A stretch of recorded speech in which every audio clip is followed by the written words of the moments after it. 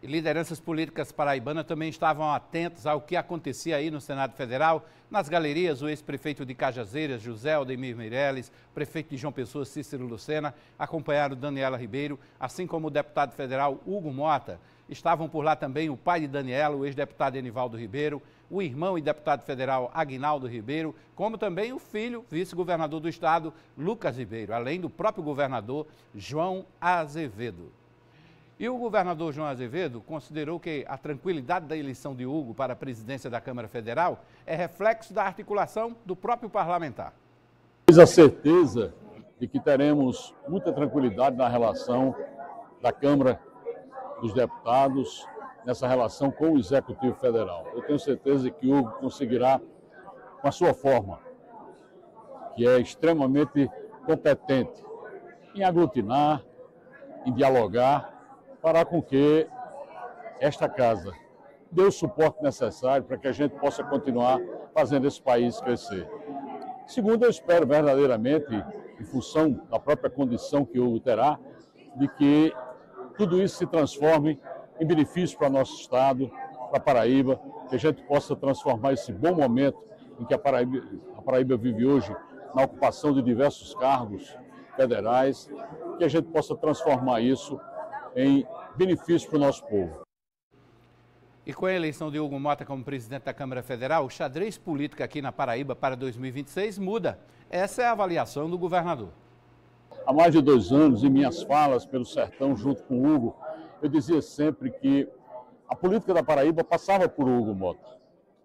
Eu sabia disso. Eu tinha uma leitura de que era extremamente importante de que Hugo participasse efetivamente e num cargo que lhe desse a dimensão que ele merece.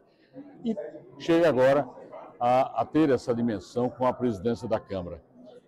Obviamente que esse xadrez político para 26 vai ficar muito mais fácil com com o referendo do presidente da Câmara, ele vai conduzir o seu partido para que a gente possa ter essa discussão e montagem de uma chapa para a disputa em 26 com extrema tranquilidade.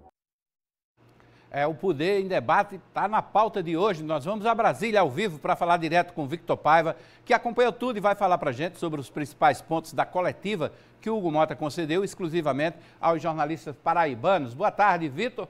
Você está aí na Câmara, não é isso? Boa tarde, Hermes. Boa tarde a todos. Ao vivo aqui no Salão Verde, a preparação, daqui a pouco a abertura do ano legislativo. A gente pode ver já a movimentação, a montagem aqui. Tem um tapete de honra onde o presidente do Congresso, Davi Alcolumbre, e o presidente da Câmara, Hugo Mota, vão subir a rampa do Palácio do Congresso para abrir o ano legislativo aqui na Câmara dos Deputados, nessa sessão conjunta do Congresso, marcada para 16 horas. O dia já começou muito movimentado, mas ontem o deputado Hugo Mota concedeu a sua primeira entrevista após eleito presidente da Câmara dos Deputados e priorizou a imprensa da Paraíba em um contato que durou cerca de 1 hora. Aconteceu no QG da sua campanha, uma casa no Lago Sul, aqui próximo do Congresso Nacional. Ele recebeu jornalistas paraibanos e tratou de temas importantes para o nosso estado. E garantiu, Hermes, independência e harmonia entre os poderes da República. Essa harmonia, ela tem que partir de dentro da casa. Por que de dentro da casa? Porque nós temos que encontrar, num Brasil tão dividido, um parlamento, às vezes, tão preso ainda ali aos debates eleitorais que acabam se perseverando após o momento eleitoral, de podermos encontrar a mínima convergência em favor do país, porque nós temos muitos temas que, na minha avaliação, são muito mais prioritários do que, muitas vezes, debates ideológicos, que devem estar na pauta, porque penso eu que isso pode ser o nosso ponto de encontro, assim como o nosso nome foi, para que pudesse chegar a essa função tão importante dentro do nosso país. Trazer Ulisses Guimarães, trazer a nossa Constituição, é sempre, para nós que estamos na política, um estímulo para que não nos desviemos daquilo que nós devemos fazer enquanto representantes da população. Sabedores nós das nossas responsabilidades, não abrindo mão das nossas prerrogativas, defendendo essa independência e buscando sempre ter os assuntos do país em primeiro lugar. Um outro fato que chamou a atenção aqui em Brasília foi o discurso de posse de Hugo Mota. Após eleito, com 444 votos, ele fez um discurso, seguramente um discurso que vai entrar para a história do parlamento. Empunhou a Constituição da República, repetiu o gesto de Dr. Ulisses Guimarães, fez acenos à esquerda e à direita. Disse que o Brasil precisa encarar a agenda econômica com responsabilidade. E aí a direita embarcou no discurso. Hugo Mota prometeu racionalidade no comando da Câmara Federal. Os polos que governaram ou governam o nosso país, seja ele um polo de esquerda, um polo de direita, precisam cada vez mais fazer política com mais racionalidade e não ficarem presos, muitas vezes, a narrativas, a preciosismos que, na verdade, não representam aquilo que a população espera de nós.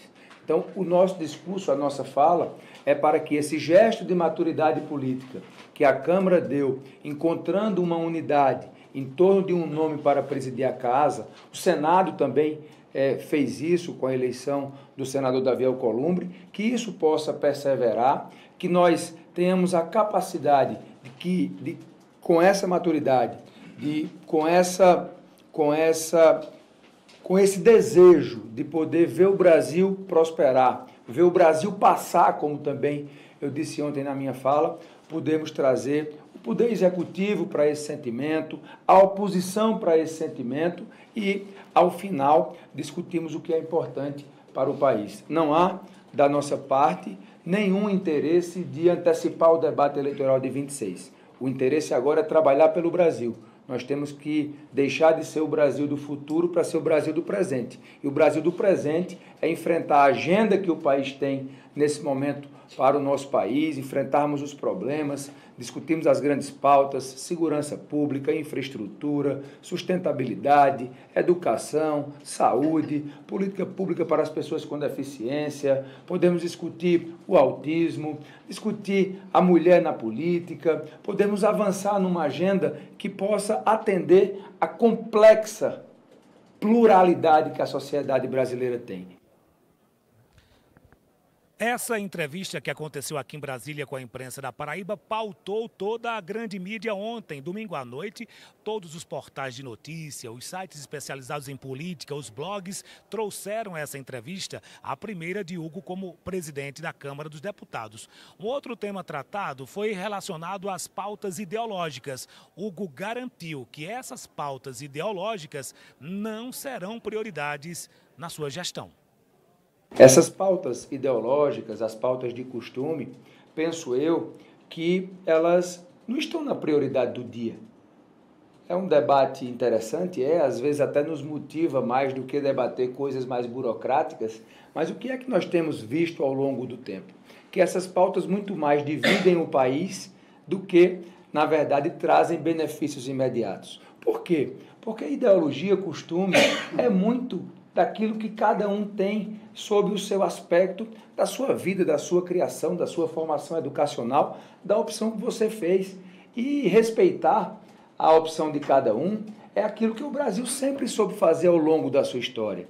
Nós nunca doutrinamos, e eu não defendo nenhum tipo de doutrina, seja ela qual for, a favor desse ou daquele pensamento. Por quê? Porque isso é você estar procurando interferir naquilo que é para nós sagrado, que é a sua opção individual. Então, quando o Congresso adentra nessas pautas, eu penso que acontece isso que justamente você acabou de falar. Nós gastamos muita energia, ao final do dia o Congresso está dividido, um vai ali vencer ou perder por pouco, essa ideia quase nunca vai ter segmento e nós deixamos de, naquele momento, estar discutindo uma pauta que poderia, por exemplo, mudar a vida das pessoas, como pauta de distribuição de renda, de geração de emprego, de poder discutir aquilo que verdadeiramente o Brasil precisa.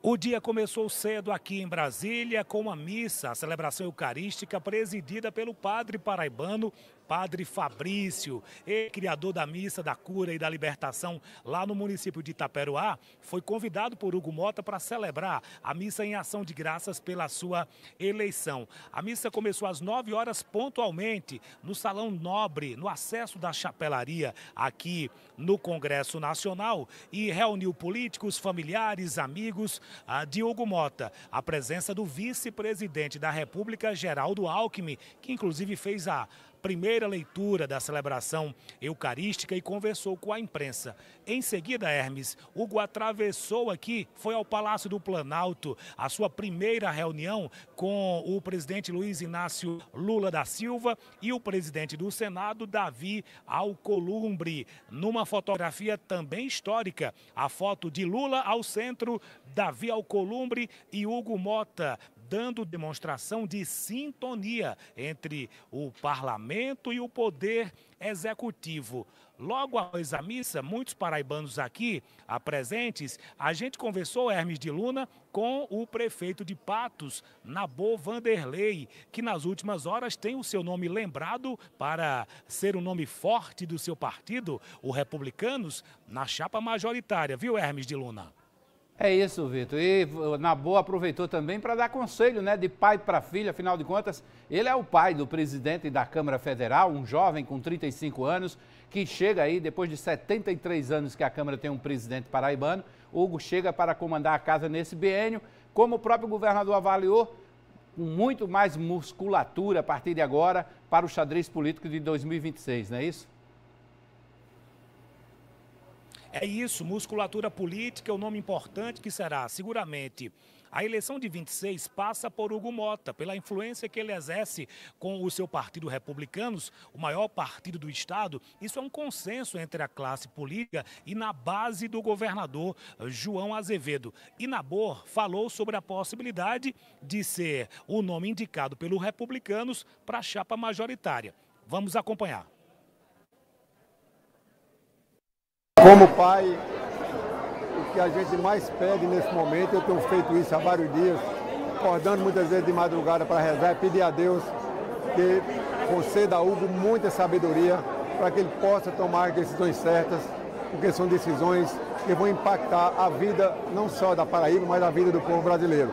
Então a gente pede a Deus muitas bênçãos, é uma alegria muito grande, é uma emoção diferente que a gente sente nesse momento, o coração apertado de tanta alegria, de tanta felicidade. Ninguém faz nada sozinho. Se chegou até aqui, é porque teve a participação de muitos. Ele precisa manter essa linha de humildade, de saber ouvir e, de, acima de tudo, de tomar as decisões certas para o nosso país. É isso então, conselho de pai tem que ser levado em conta. Hermes, eu sigo aqui no Salão Verde, volto com você ao estúdio e volto daqui a pouco com mais informações direto de Brasília na coluna Poder em Debate. Ok, Vitor Paiva, vamos ficar aqui na expectativa esperando. Show de bola, valeu.